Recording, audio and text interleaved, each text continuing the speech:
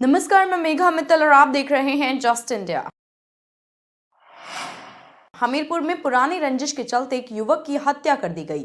कहा जा रहा है कि युवक ट्रैक्टर लेकर खदान की ओर जा रहा था और फोरेंसिक टीम मौके पर पहुंचकर साक्ष्य जुटाने में जुटी हुई है और पुलिस ने भी मौके से शव को कब्जे में कर लिया है। स्थानीय लोगों का कहना है कि युवक की हत्या के पीछे का कारण पुरानी रंजिश है। ये मामला कुरारा थाना क्षेत्र के बेरी रोड से सामने आया है। कुरारा थाना क्षेत्र के रिठारी गांव में लखन यादव की डेड बॉडी मिली है। आज सुबह पता चला है और कुछ दूर पर उनका ट्रैक्टर मंदिर से टकराया हुआ बंद पड़ा मिला है। इनके घर को सूचना दी गई। इनके भाई पुष्पेन ने इसमें लिखित तहरीर दिया है कि रात में वो जा रहे थे, खदान में बालू लेने जा रहे थे, उसी समय घटना हुई होगी। उन लोगों को भी सवेरे जानकारी मिली। उनके पास जेब में जो पैसे वगैरह थे सब मिले हैं। मोबाइल उनका नहीं मिला है। इनके भाई ने हत्या की आशंका जताई है। पंजीकृत किया जा रहा है। इनके द्वारा तहरीर जो दी गई है। अलीगढ़ में बीते दिनों डॉक्टरों और उनके बाउंसरों के द्वारा तीमारदारों के साथ की गई मारपीट की वीडियो सामने आने के बाद माहौल गर्मा गया है। हर रोज डॉक्टरों की गिरफ्तारी को लेकर ज्ञापन सौंपे जा रहे हैं और करनी सेना द्वारा अलीगढ़ में हुए के हॉस्पिटल प्रकरण में पीड़िता रजनी सोलंकी पत्नी नरेंद्र कुमार के साथ थाना लोधा के पक्ष में जिलाधिकारी अलीगढ़ एवं वरिष्ठ पुलिस अधिकारी अलीगढ़ के नाम संबोधित ज्ञापन सीओ द्वितीय प्रशांत एवं एससीएम द्वितीय रंजीत सिंह को देते हुए कार्रवाई की मांग की है। इसके बाद एसपी सिटी के द्वारा पुलिस कांस्टेबल को निलंबित कर दिया गया था। वहीं जब डॉक्टरों के द्वारा तीमारदारों के साथ मारपीट की वीडियो सामने आई तो डॉक्टरों के खिलाफ भी कार्रवाई की मांग तेज हो गई है। वहीं करनी सेना के जिला अध्यक्ष की मौजूदगी में डॉक्टर और उनके बाउंसरों के खिलाफ सख्त कार्रवाई की मांग को लेकर ज्ञापन सौंपा गया है, जिसमें सर्वप्रथम डॉक्टर पक्ष के अधिकारी के आरोपियों की गिरफ्तारी मांग की है और पदाधिकारी व सदस्यों का आरोप है कि यह हॉस्पिटल संचालक एम्बुलेंसेस को खड़े करके रामघाट रोड पर जाम लगवाया था। उनकी परमिट निरस्तीकरण की करें और साथ ही निलंबित दोनों निर्दोषित पुलिसकर्मियों की बहाल किया जाए तथा के हॉस्पिटल के लाइसेंस निरस्तीकरण की मांग की गई है। ये के हॉस्पिटल प्रकरण में जो पीड़िता है रजनी सोलंकी, और उनके पक्ष में हम लोग आए हैं। उनके साथ अन्याय हो रहा है। उन्हीं के साथ मारपीट की गई, अवैध वसूली की गई के हॉस्पिटल के डॉक्टर के वासने के द्वारा, और उन्हीं को फर्जी मुकदमे में फंसाकर जेल भिजवा दिया गया। ये उनके साथ घोर अन्याय हो रहा है। हम इस तरह की अन्याय को कतई बर्दाश्त नहीं करेंगे। पीड़ित के साथ, गरीब के साथ, मजबूर के साथ किसी भी तरह का अन्याय अगर कहीं भी होता है तो करनी सेना उसके साथ खड़ी हुई है।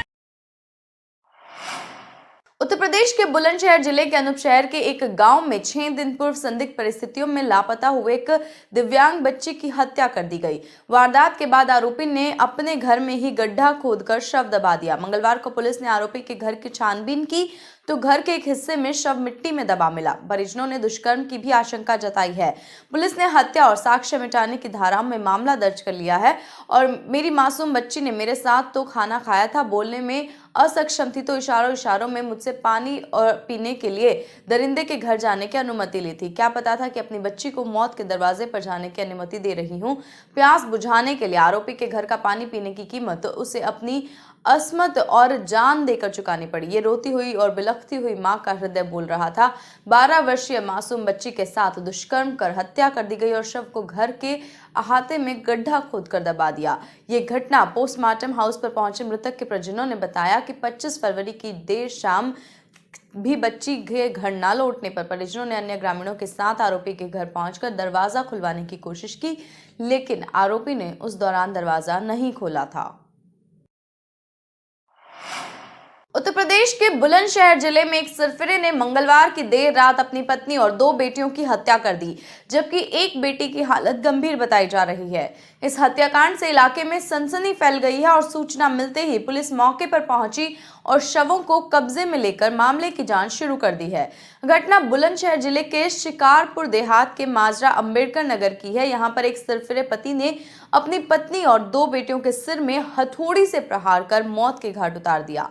आरोपी के हमले में उसकी अन्य बेटी गंभीर रूप से घायल हो गई और उसे जिला अस्पताल के लिए रेफर किया गया। सूचना मिलने पर पुलिस मौके पर पहुंची और जांच पड़ताल शुरू की। माजरा अंबेडकर नगर निवासी 60 वर्षीय सईद किस्म के व्यक्ति का है। वह बेलदारी का काम करता है और मंगलवार रात वह और उसकी पत्नी शफीला एक कमरे में सो रहे थे और उसकी 3 बेटियां रजिया, शबाना और सुल्ताना दूसरे कमरे में सो रही थी। बताया जा रहा है कि आरोपी सईद की पत्नी और उसकी बेटियां खेतों में मजदूरी करती थी और आरोपी उनके चरित्र पर शक करता था। के मोहल्ला अंबेडकर नगर में आज एक दुखद घटना हुई है, जिसमें सईद मेंटल नाम के एक व्यक्ति जिसकी उम्र लगभग 60 वर्ष है, इसके द्वारा अपनी पत्नी सफीला जिसकी उम्र 50 साल थी, बेटी रजिया और दूसरी बेटी शबाना, रजिया की उम्र 20 साल और शबाना की उम्र 15 वर्ष तथा तीसरी बेटी सुल्ताना जिसकी उम्र 18 वर्ष है, इन तीनों के सर में रात में हथौड़े से प्रहार किया, जिसमें से पत्नी शफीला, बेटी रजिया और शबाना की मौके पर मृत्यु हो गई है। तीसरी बेटी सुल्ताना घायल अवस्था में है, हॉस्पिटल में है, फिलहाल बातचीत कर रही है। अभियुक्त मौके से भागने में सफल है तथा उसकी गिरफ्तारी के लिए लगातार हम लोग भारतीय जनता पार्टी सांसद कौशल किशोर के बेटे आयुष किशोर पर फायरिंग मामले में बड़ा खुलासा हुआ है। आयुष किशोर ने अपने साले से खुद पर गोली चलवाई थी और 5 लोगों को फंसाने के लिए साजिश रची थी। पुलिस पूछताछ में आयुष के साले ने इस बात को कबूल किया है और हिरासत में लिया आयुष के साले आदर्श ने पुलिस पूछताछ में कई अहम खुलासे किए हैं। उसने बताया कि भाजपा सांसद के बेटे आयुष ने खुद पर गोली चलवाई और आयुष ने कुछ लोगों को फंसाने के लिए यह किया था। पुलिस कमिश्नर ने बताया कि आयुष ने अपनी मर्जी से शादी की थी। वह सांसद कौशल किशोर से अलग रहता था और उसने कुछ लोगों को फंसाने के लिए अपने साले से खुद पर गोली चलवाई। अभी तक मामला दर्ज नहीं किया गया है। फिलहाल मामले में जांच की जा रही है। आपको बता दें कि मंगलवार देर रात राजधानी लखनऊ स्थित छठे मील के पास बदमाशों ने भाजपा सांसद के बेटे आयुष को सीने में गोली मार दी थी, जिससे वह घायल हो गया और आयुष की हालत खतरे से बाहर बताई जा रही है। रात लगभग 2:30 बजे आयुष को छठे मील पर गश्त कर रहे पुलिस वालों ने देखा तो उठाकर ट्रॉमा सेंटर लेकर आए थे। हाथरस के सनसनी की घटना में मुख्य आरोपी गौरव सोंगरा उर्फ रुद्राक्ष पंडित के भाजपा नेताओं संग फोटो भी देर रात सोशल मीडिया पर वायरल होने लगे हैं। गौरव की फेसबुक पर बेशक उसने खुद को सपा नेता कहा है, मगर देर रात वायरल हुए फोटो में कई कार्यक्रमों में वह सांसद अलीगढ़ सतीश गौतम, छर्रा विधायक रविंद्र पाल सिंह, भाजपा के पूर्व जिला अध्यक्ष व प्रदेश नेता, ओबीसी आयोग के सदस्य चौधरी नत्थी सिंह आदि के साथ वायरल हो रहे हैं। इस फोटो को लेकर सोशल मीडिया पर तरह तरह की टिप्पणियां की जा रही हैं। ये सभी फोटो किसी न किसी आयोजन में खींचे गए हैं और इस विषय में जब पूछा गया तो सांसद सतीश गौतम ने कहा कि गौरव सोंगरा समाजवादी पार्टी का नेता है। वह जातीय सम्मेलन में कहीं साथ रहा हो और फोटो खिंचवा ली हो तो इस तरह के सम्मेलन में तभी सभी दलों के नेता आते हैं। ऐसे अपराधियों से हमारा कोई वास्ता नहीं है। जो दोषी है उसे सजा मिले, मौत के बदले मौत होनी चाहिए। वहीं वरिष्ठ नेता नत्थी सिंह कहते हैं कि हम तो व्यक्तिगत रूप से उसे नहीं जानते, हो सकता है कि किसी कार्यक्रम में कभी फोटो खिंचवा लिया हो, ऐसे में कुछ नहीं कहा जा सकता। जस्ट इंडिया के इस बुलेटिन में बस इतना ही। और भी खबरों के लिए देखते रहिए जस्ट इंडिया। नमस्कार।